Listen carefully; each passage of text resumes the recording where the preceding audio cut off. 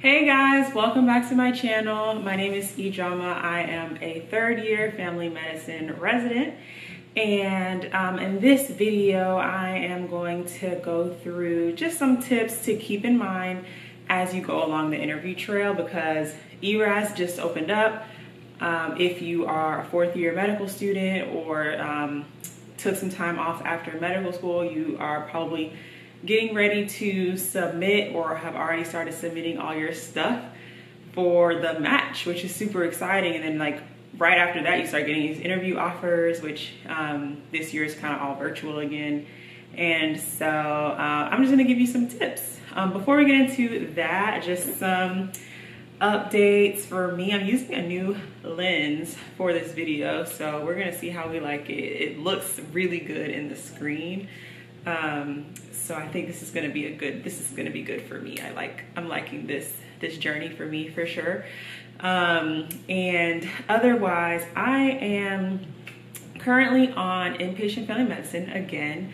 So my third-year schedule is very front-loaded. So we have to do 3 months of inpatient in our third year, and mine are July, September, and November. So I'm back on this month. And it's much better, or at least as a third year, than it was in July, because people, interns have kind of gotten some things under their belts. The second years are more confident, and so people aren't relying on me as much, and so it's much better. I'm the only third year on the team this year, so that does come with a lot more responsibility, but I've been enjoying my team so far. Everybody is really operating at an exceptional level, so it's been good for me. So yeah, on inpatient. And I had a 24-hour shift Friday and a Thursday, worked 24 hours, so I was post-call on Friday, and then today is Saturday that I'm recording, and I have the day off. So every time we have a 24, we have post-call, and then you have a day off. It's happy belated birthday to me. My birthday was towards the end of August, and my family came into town, and I went wedding dress shopping, and I said yes to the dress. Woo, that was really exciting. I have a beautiful wedding dress. I cannot wait for it to come in. That was probably the most exciting part about wedding planning thus far. Most of the other stuff does not get me very excited, to be honest. So that was fun. I had a great birthday with my family. I do tend to try to keep this channel mostly on like residency, medicine, like in that realm, so that it kind of stays a little bit niche. I try not to like broaden it and like turn it into like this whole like lifestyle thing, because I do a lot of traveling, and I have my relationship, I see my family, I'm planning a wedding, I work out a lot. Like there are like multiple facets to me, but I think for the most part this channel kind of sticks to like the doctor side. And I do that because based on like what I see in terms of like the analytics and stuff, the videos about residency seem to get a lot more traffic.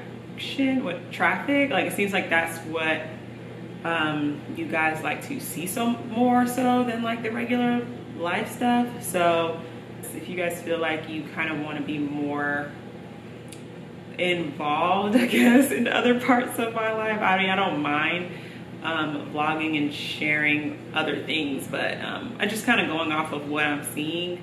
Let's go ahead and get into this video so that you guys can get some of your tips and tricks, and then so I can unbraid my hair, because I just threw my wig on for the video, and then I need to I'm gonna take my braids out, some of my cornrows out that are underneath, and then I'm gonna wash my hair. So let's get into it. Okay, so first thing, going into interview season, I feel like a lot of fourth-year medical students, including myself, kind of have this like, kind of go into the match feeling like, oh, just take me, like, please hire me, or whatever program, like, I just want to match. And I think that, in some instances, it's kind of how it feels sometimes, but what I want you to remember is that you are the prize. Like, you are the one who, has something to offer. You have something to bring to the table. you went through 4 years of medical school, whether or not you feel like you excelled or not, you went through it, you completed it, and you have a lot to offer. And so I think that the mindset just in general going into the match as you're submitting your ERAS and accepting these interviews, just remember that you are the prize, especially if you get an interview.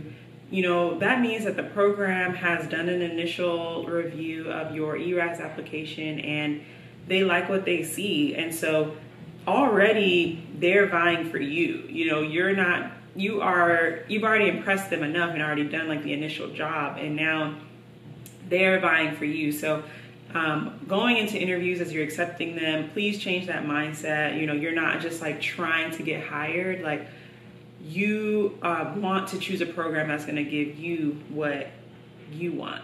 And so that's important that you know. I guess my next point is that you know what you want in a program and in your life. You know, what's the goal? Like, what is it that you want to do? And so, and knowing that will help you decide a program that will equip you to do those things. So for family medicine specific people who are probably the majority here, like, if you know that you want to be a rural doctor, a small town doctor who does it all, then you need to make sure that this program is going to equip you to have enough inpatient hospital experience, to have enough OB experience, to have enough pediatric experience on top of the regular adult medicine. You need to make sure that they're going to be the whole package.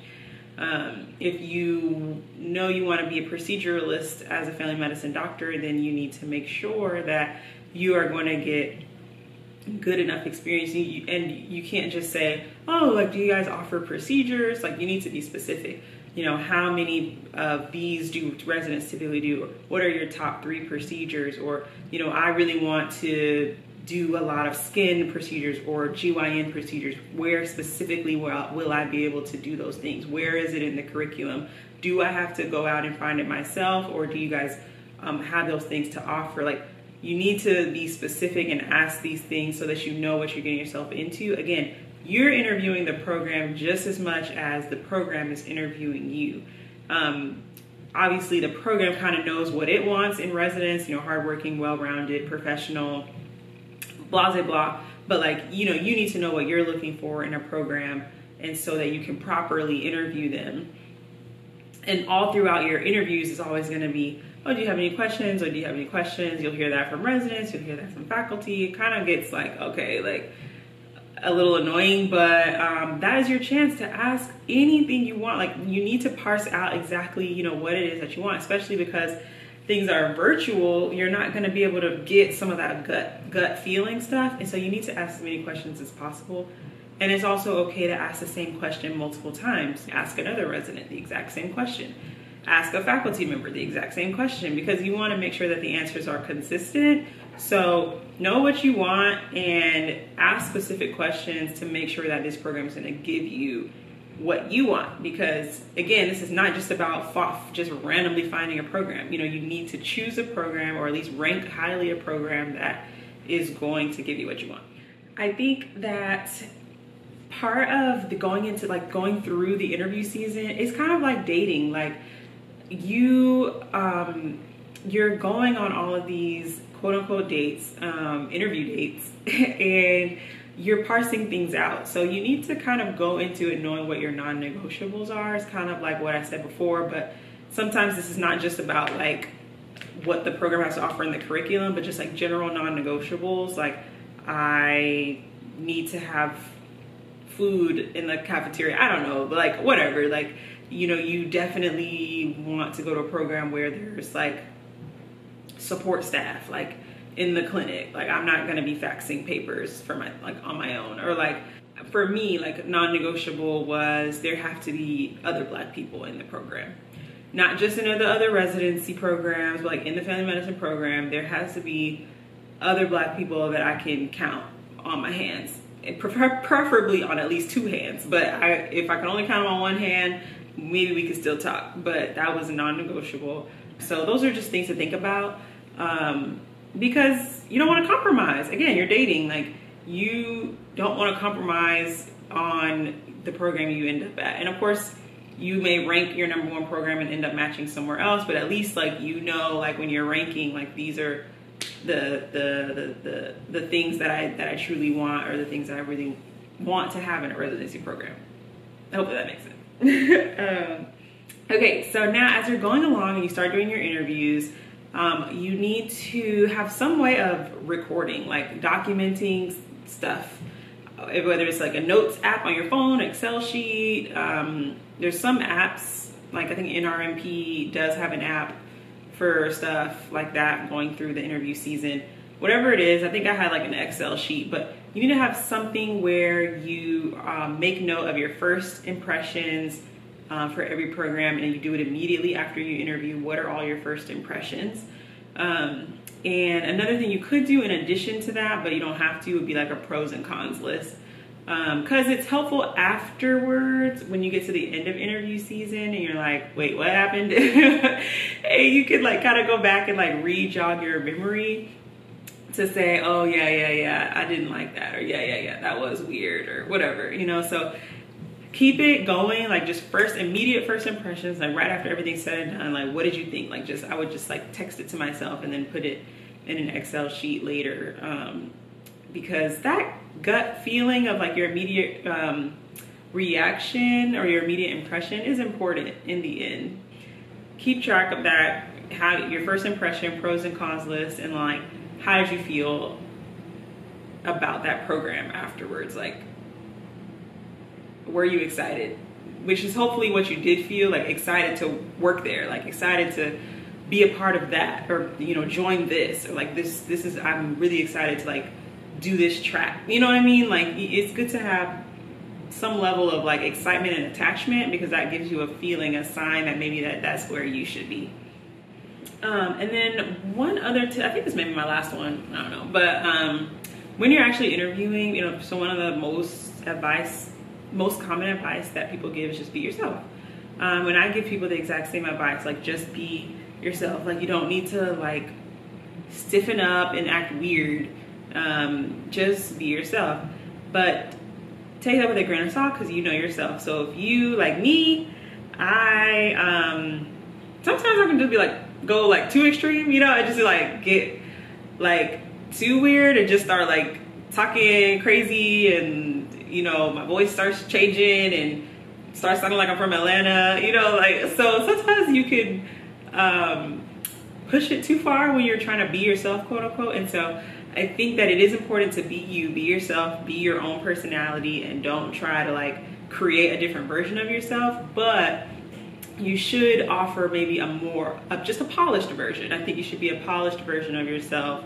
Maybe certain references that you might typically make, or certain like side comments that you might typically make, you may have to keep to yourself, just to be a more polished version of yourself.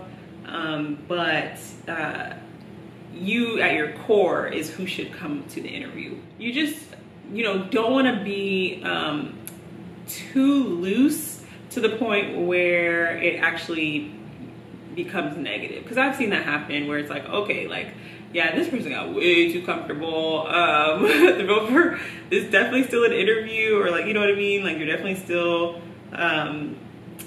you know, being watched in a way. So you don't want to like overdo it, but you want to be yourself, but just a polished version, if that makes sense. I hope that makes sense. If it doesn't, just comment below and I can like try to clarify. But I think that is most of the stuff that I have. I mean, maybe if I come up with something else, I can do a part 2 interview season. I did do another video about interviews, virtual interviews, and that was specific to like during the interview, I think, versus this video is kind of the general gist of going into the interview season, and how you should prepare yourself.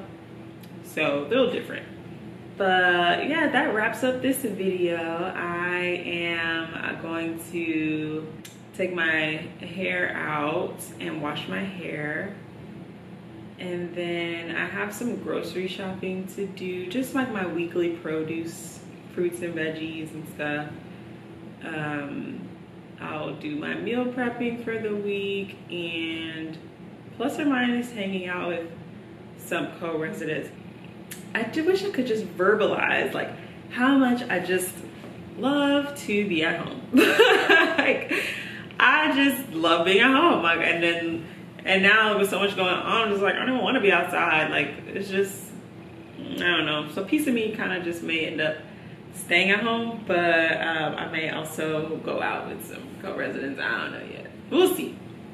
So yes, thank you for tuning into this video. I hope that you enjoyed it. I hope you enjoyed the quality with this new lens. Please comment with any additional questions about interview season. I'll be happy to answer them. And if you liked this video, please give it a thumbs up. If you haven't subscribed to my channel, please do. And yeah, I will see you guys in my next video. I hope you guys enjoy the rest of your week and the rest of your day, your month, whatever time that you are watching this. Bye.